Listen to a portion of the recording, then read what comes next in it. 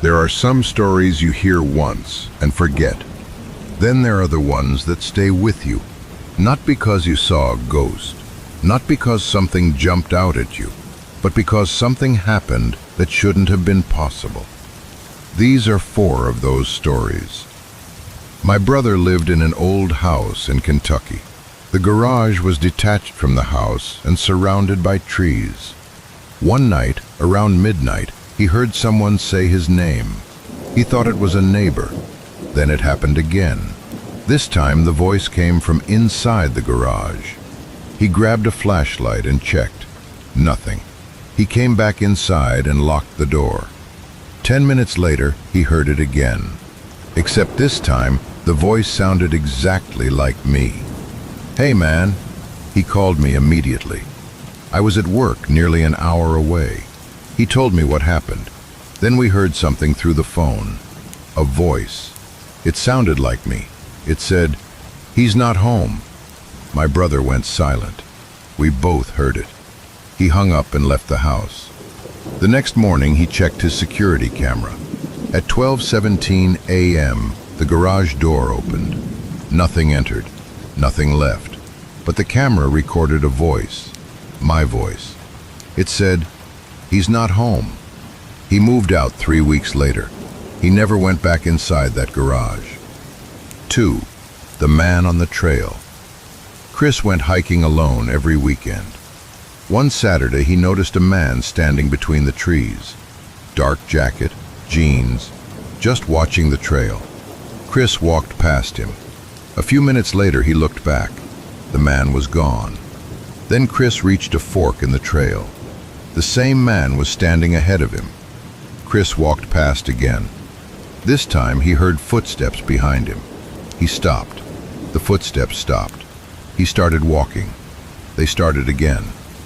Finally, Chris turned around and yelled, "Can I help you?" Nothing. Then the man stepped from behind a tree. He looked directly at Chris and said, "You shouldn't have taken this trail." Chris asked why. The man pointed behind him. Chris turned. Another man was standing 20 feet away. Same clothes, same face. Chris ran. He didn't stop until he reached his truck. That night he checked his phone. There was a photograph he didn't remember taking. It showed the trail behind him. Both men were standing between the trees, and both were looking directly at the camera. 3. Room 16. A woman stopped at an old motel because she was too tired to keep driving. The clerk handed her a key. Room 16. Around 2:30 that morning, 3 knocks woke her. She looked through the peephole. Nobody. 3 more knocks. She called the front desk. The clerk answered. Before she could speak, he said, "Don't open the door." She asked why. He said, "Just don't." Then the phone went dead. A few seconds later, she heard scraping from inside the bathroom. Then a man's voice. "Ma'am?" She locked herself in the bathroom. The voice came again. "Your door's open." She looked toward the bedroom. The door was slowly moving. She stayed there until morning. When she finally went downstairs, another employee was working. She told him what happened. He asked what room she was in. 16. He stared at her. There hasn't been a room 16 for years. She still had the key. The employee took it from her. There was a faded number 6 scratched into the plastic. He threw it away. She left immediately. She never found out who had been knocking. 4. The house at the end of the road. A couple moved into a house in the country. Their nearest neighbor was almost half a mile away. A few weeks after moving in, they started seeing a man at the edge of their property. He never moved. He never waved. He just stood there watching the house. They called the police. The officers searched the property. Nothing. 3 nights later, the man appeared again. This time he was closer. The husband watched him through the window. The man slowly raised his arm. He pointed toward the upstairs bedroom. Their bedroom.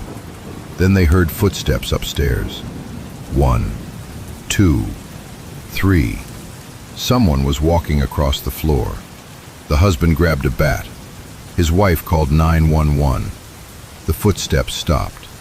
Police searched the house. Nobody. No broken windows. Nothing. They moved out the following week. Months later, the husband returned for his mail. The new owner mentioned a strange little room upstairs.